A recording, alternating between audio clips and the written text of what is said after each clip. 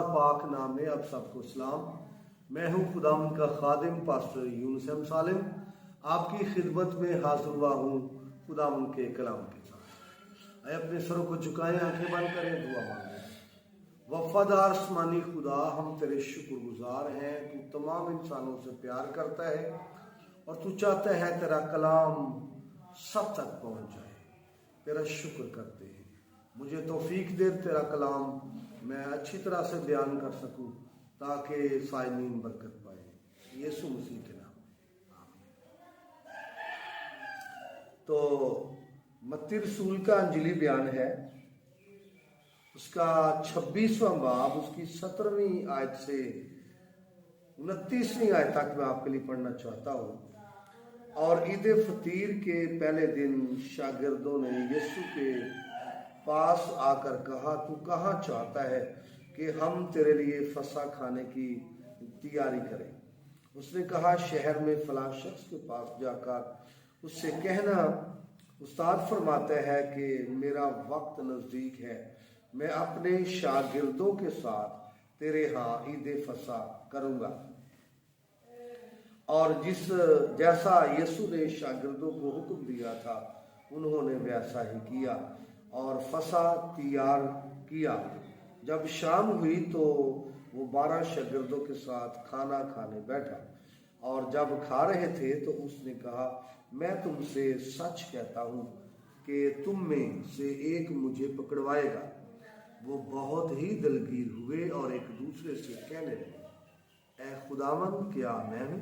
उसने जवाब में कहा, जिसने मेरे साथ तबाक में हाथ डाला है वही मुझे पकड़वाएगा। इब्ने आदम तो जैसा उसके हक में लिखा जाता है, लेकिन उस आदमी पर अफसोस जिसके वसीले से इब्ने आदम पकड़वाया जाता है।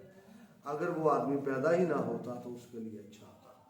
उसके पकड़वाने वाले यहूदा ने जवाब में उससे कहा, ऐ रब्बी, क्या मैं हूँ? उसने उससे कहा, तूने खुद कह दिया। जब वो खा रहे थे तो यीशु ने रोटी ली और बरकत देकर तोड़ी और शागिर्दों को कहा कि लो खाओ, ये मेरा बदन है। फिर प्याला लेकर शुक्र किया और उनको देकर कहा, तुम सब इसमें से पियो, क्योंकि ये मेरा वो अहद का खून है जो बतेरों के गुनाहों की माफ़ी के लिए वास्ते बहाया जाता है। मैं तुमसे कहता हूँ कि अंगूर का ये शीरा फिर कभी ना पीऊँगा उस दिन तक कि तुम्हारे साथ अपने बाप की बादशाही में ना पीऊँ। खुदा के पाक कलाम के सबसे आज हमें बड़ी बरकत मिले, आमीन।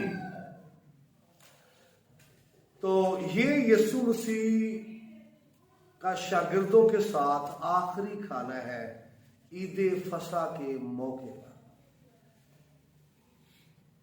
यहूदियों की जो ईदें हैं उनमें से ये पहली ईद है और ये 8 दिन की ईद होती थी जिसको ईद फसह कहते हैं। बाइबल के उर्दू तर्जमे में लफ्ज़ फसह आया है इस ईद के लिए और इंग्लिश ने इसके लिए पास ओवर का लफ्ज़ इस्तेमाल किया है फसह के लिए। और फसह के लिए अब्रानी जुबान का जो लफ्ज़ इस्तेमाल हुआ है वो है पैसख, जिसका उर्दू में तर्जुमा फसह किया गया है। और इस लफ्ज़ का मादा इस तरह से है, पे है और सामख है और सामख के नीचे पतख है, पे के नीचे सीगोल है और आखिर पर खे है। तो फसह जो है इस ईद का नाम है। कुछ के नज़दीक इस ईद का नाम ईद फतीर भी है जिसमें फसह किया जाता था। बाद मुफस्सिरीन के नज़दीक ये 8 दिन की ईद होती थी और उसमें छोटी छोटी 3 ईदें जो है वो आती थी। ईद फसह आ गई और फिर पहले फलों की ईद आ गई और ईद फतीर आ गई।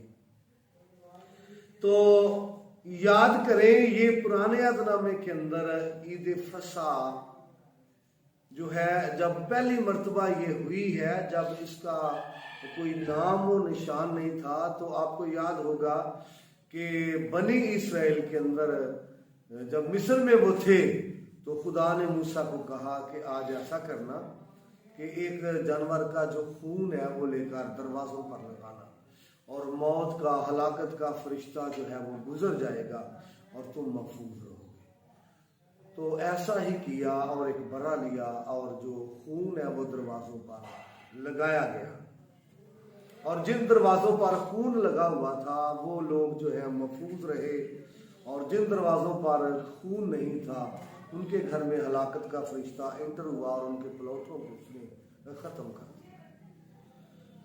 تو فسح جو ہے وہاں منائی گئی۔ اس کے بعد پھر یہ پہلی مرتبہ ہوا، اس کے بعد یہ حکم ملا کہ اس کو عید کے طور پر مانا جائے اور نسل در نسل مانا جائے، اور تمہارے بچے جو ہے اس کو ہر سال منایا کریں۔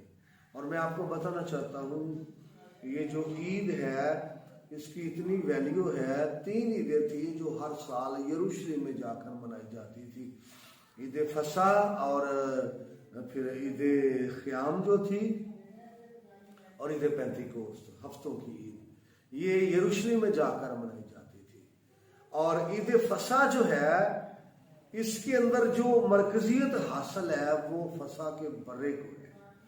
اور میں آپ کو بتانا چاہتا ہوں فسح کا جو لفظ ہے یہ عید کے لیے ہے، اور نئے عہد نامے کے اندر جو ہے یہ برے کے لیے بھی ہوا ہے فسح کا لفظ۔ تو یہ وہ عید ہے جس میں وہ برے کو ذبح کرتے تھے۔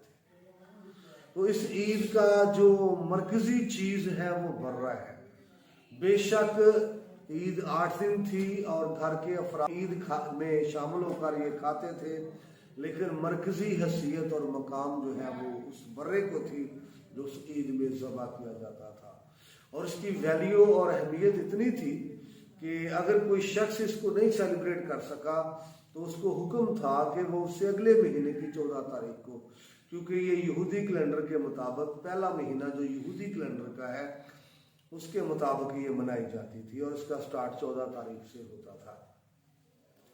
لیکن جب ہم نئے عہد نامے کے اندر غور کرتے ہیں تو یسوع مسیح بھی بحیثیت اسرائیلی اور یہودی شاگردوں کے ساتھ رہ کر یہ عید مناتے رہے، ہر سال مناتے رہے۔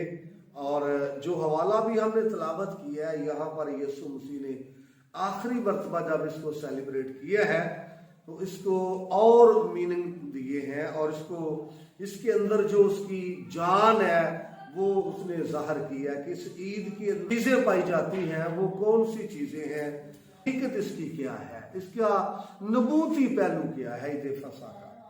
یسوع مسیح نے شاگردوں سے کہا، واضح کیا کہ مجھے یہ بڑی آرزو تھی اور بڑی یہ چاہت تھی کہ تمہارے ساتھ آخری فسح جو کھاؤں۔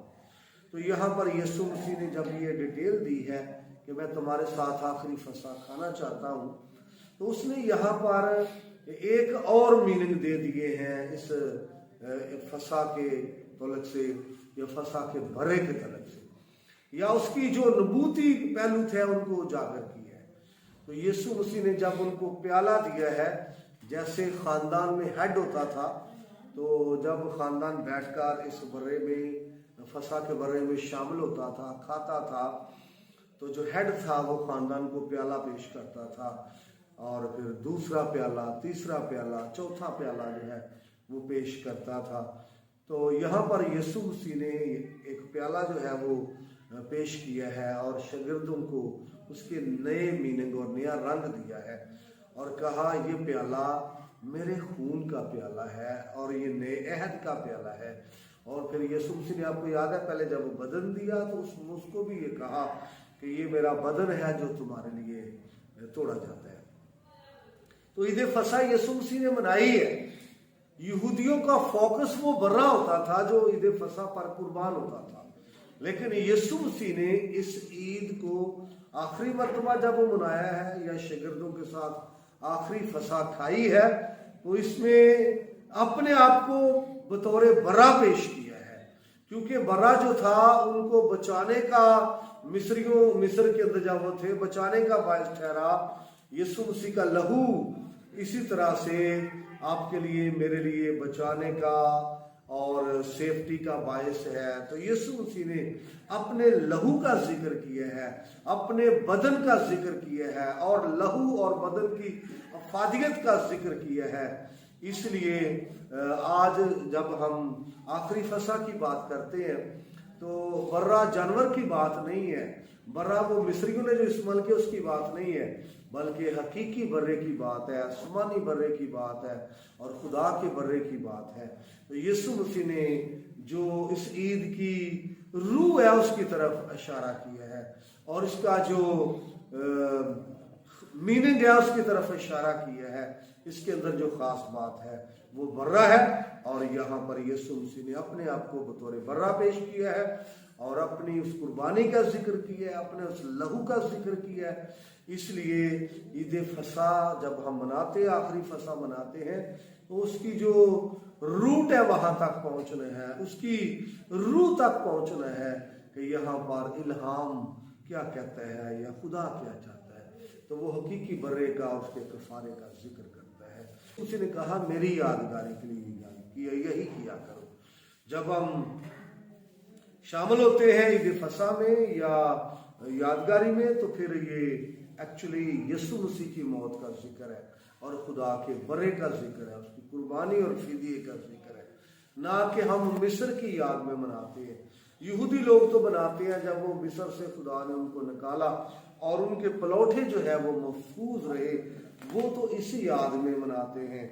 लेकिन क्रिश्चियन लोग इस याद में मनाते हैं कि खुदा का बर्रा उनके लिए कुर्बान हुआ और यीशु मसीह ने कहा ये खून नए अहद का खून है और इसे ले लो और पी लो। इसलिए हमें हमेशा यीशु मसीह की मौत को याद रखना है, जो मेरे लिए और आपके लिए जिंदगी का बायस, रहाई का बायस बनी। कलाम के स्वाब से खुदा हम सबको बड़ी बरकत दे। मज़ीद पाने के लिए आप देखते रहिए वर्ड पावर टीवी।